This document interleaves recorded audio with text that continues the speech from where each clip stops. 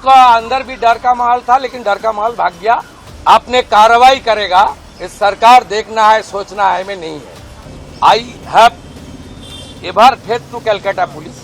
Earlier police is non functioning due to some political ill motive, सब हम लोग देख लेगा। लेकिन हाथ में पत्थर उठाना, पत्थरबाजी करना। कोलकाता की सड़कों पर उस रात सिर्फ पत्थर नहीं चल रहे थे, बल्कि पश्चिम बंगाल की राजनीति एक नए मोड़ की तरफ बढ़ रही थी। पार्क सर्कस और तिलजोला इलाके में जो कुछ हुआ, उसने पूरे राज्य की कानून व्यवस्था पर बड़ा सवाल खड़ा कर दिया। सड़क पर धुआं था, पुलिस की गाड़ियां दौड़ रही थी, भीड़ नारे लगा रही थी और इस बीच अचानक मुख्यमंत्री शुवेंदु अधिकारी ने ऐसा बयान दिया जिसने बंगाल की राजनीति का तापमान और बढ़ा दिया। मुख्यमंत्री ने साफ शब्दों में कहा, हाथ में पत्थर उठाने वालों को अब छोड़ा नहीं जाएगा। बंगाल बदल चुका है और यहीं से शुरू होती है इस पूरी कहानी की सबसे बड़ी राजनीतिक और प्रशासनिक लड़ाई। दरअसल मामला शुरू हुआ कोलकाता के तिलजोला और पार्क सर्कस इलाके में चल रहे अतिक्रमण हटाओ अभियान से। प्रशासन लंबे समय से इन इलाकों में अवैध कब्जों को हटाने की तैयारी कर रहा था। रविवार सुबह जब नगर निगम और पुलिस की टीम मौके पर पहुंची, तब शुरुआत में सब कुछ सामान्य दिखाई दिया, लेकिन धीरे धीरे भीड़ जमा होने लगी। कुछ लोग विरोध करने लगे, फिर अचानक हालात बिगड़ गए। देखते ही देखते प्रदर्शन उग्र हो गया और पुलिस पर ईंट पत्थर फेंके जाने लगे। सड़कें रणभूमि में बदल गई। पुलिस के मुताबिक भीड़ ने पहले बैरिकेड तोड़े, फिर सुरक्षा बलों को घेरने की कोशिश की। कई पुलिसकर्मी घायल हो गए, कुछ वाहनों के शीशे टूटे, इलाकों में भगदड़ जैसी स्थिति बन गई। हालात इतने तनावपूर्ण हो गए कि अतिरिक्त पुलिस बल बुलाना पड़ा। ड्रोन निगरानी शुरू हुई, संवेदनशील इलाकों को घेर लिया गया। प्रशासन को डर था कि अगर तुरंत स्थिति नहीं संभाली गई तो हिंसा दूसरे इलाकों में भी फैल सकती है। लेकिन इस पूरे घटनाक्रम के बाद सबसे बड़ा राजनीतिक धमाका तब हुआ जब मुख्यमंत्री शुवेंदु अधिकारी ने हाई लेवल मीटिंग बुलाई। बैठक खत्म होते ही मुख्यमंत्री मीडिया के सामने आए और उनका अंदाज बिल्कुल अलग था। चेहरा सख्त, आवाज बेहद तीखी और शब्द सीधे दंगाइयों को चेतावनी देने वाले। उन्होंने कहा, पुलिसकर्मियों पर हमला किसी भी कीमत पर बर्दाश्त नहीं किया जाएगा। धार्मिक नारों की आड़ में पत्थरबाजी करने वालों को बख्शा नहीं जाएगा। अब बंगाल में ये नहीं चलेगा, नहीं चलेगा, नहीं चलेगा।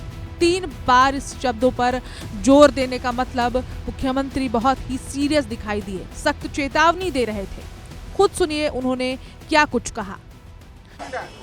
देखिए, कश्मीर में पहले खत्म हो गया, कश्मीर में बहुत पहले खत्म हो गया जब धारा 370(35) को एबोलिश किया भारत सरकार, तब से खत्म हो गया। कश्मीर में इस तरीके से इंसिडेंट नहीं होता। बंगाल में थोड़ा आदत इनको पड़ गया था कि हम लोग को कुछ नहीं करेगा, कुछ सरकार पुलिस का अंदर भी डर का माहौल था, लेकिन डर का माहौल भाग गया। पुलिस कानूनी तरीके से करेगा। They are the law enforcing authority, they are the part and parcel of the government. Police लोग इंजर्ड होगा और पुलिस मंत्री एसी रूम में बैठ के देखेगा, ये सब दिन होती। पास्ट इज पास्ट, छोड़ दीजिए। अभी गुंडागर्दी बंगाल में खत्म, 0 टॉलरेंस। मैं ऑन स्पॉट आकर उनको साथ मुलाकात किया, नहीं बुला के बात किया। ये मैसेज जो उपद्रवी है उनको भी ये मैसेज चला जाना चाहिए, ये सरकार अपने कार्रवाई करेगा, इस सरकार देखना है सोचना है में नहीं है। Yes, it's a planned incident because some person before incident they posted it through social media. Police is investigating. I have ever faith to Calcutta police. These officers are very competent officers. They are very skilled officers.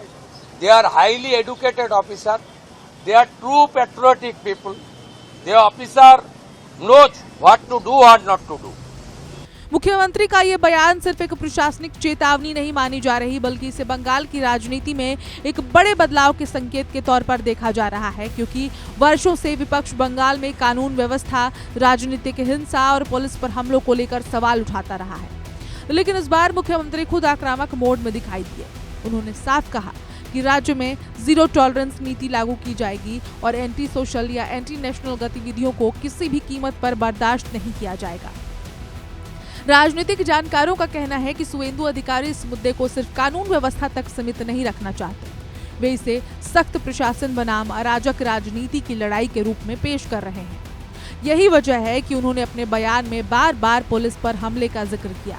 उन्होंने कहा कि अगर कोई वर्दी पर हमला करेगा तो सरकार उसे सीधे कानून के जरिए जवाब देगी। इस पूरे मामले में अब तक 40 लोगों की गिरफ्तारी हो चुकी है।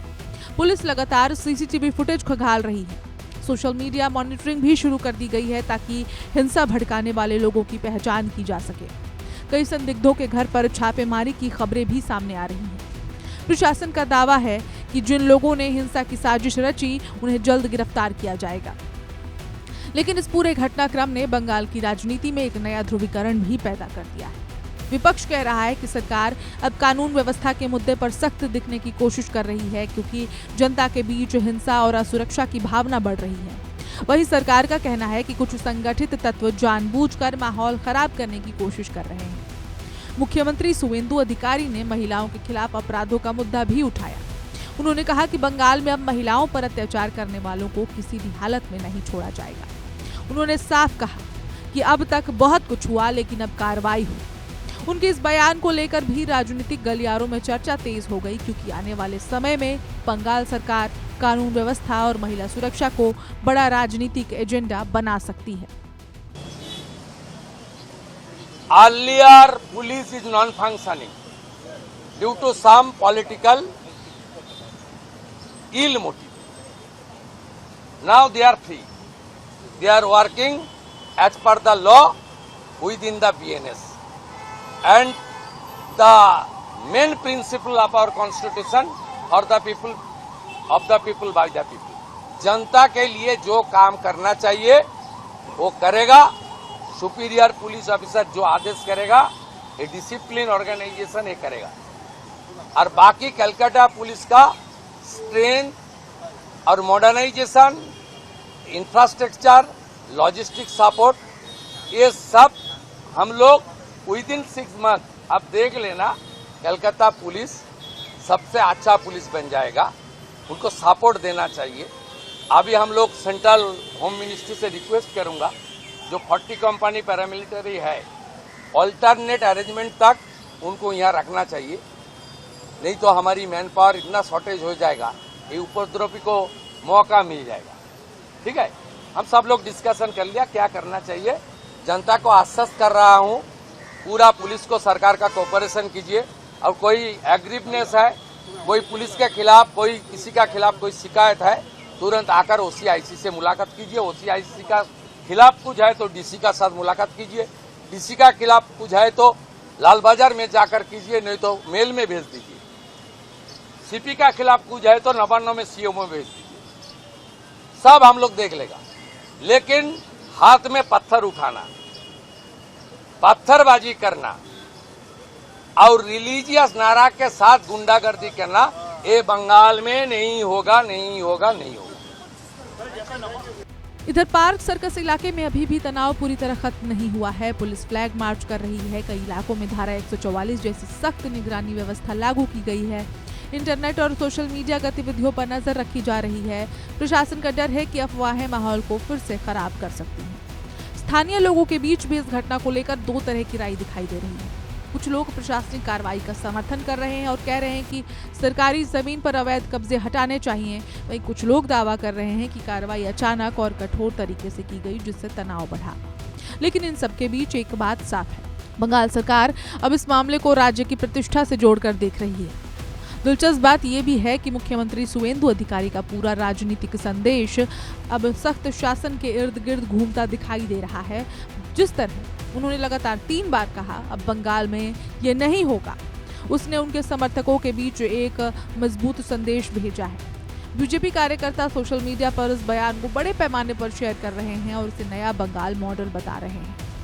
अब सबसे बड़ा सवाल यही है कि क्या ये सिर्फ एक हिंसक घटना पर सरकार की प्रतिक्रिया है या फिर बंगाल की राजनीति में एक नए प्रशासनिक दौर की शुरुआत हो चुकी है। क्योंकि पार्क सर्कस की ये हिंसा अब सिर्फ एक कानून व्यवस्था का मामला नहीं रह गया, बल्कि बंगाल की आने वाली राजनीति, सरकार की छवि और मुख्यमंत्री के फैसलों पर दिखने वाला असर भी होने वाला है। फिलहाल बंगाल में माहौल शांत जरूर है, लेकिन सियासत पूरी तरह गर्म हो चुकी है और आने वाले दिनों में प्रशासन की सख्ती बताने वाली है कि सरकार क्या फैसले लेती है और बंगाल की सुरक्षा और शांति व्यवस्था पर कैसे नियम लागू किए जाते हैं। इस खबर में इतना ही। आप क्या सोचते हैं कमेंट में ज़रूर बताएं और देश दुनिया की बाकी खबरों के लिए देखते रहें one India Hindi. Subscribe to One India and never miss an update. Download the One India app now.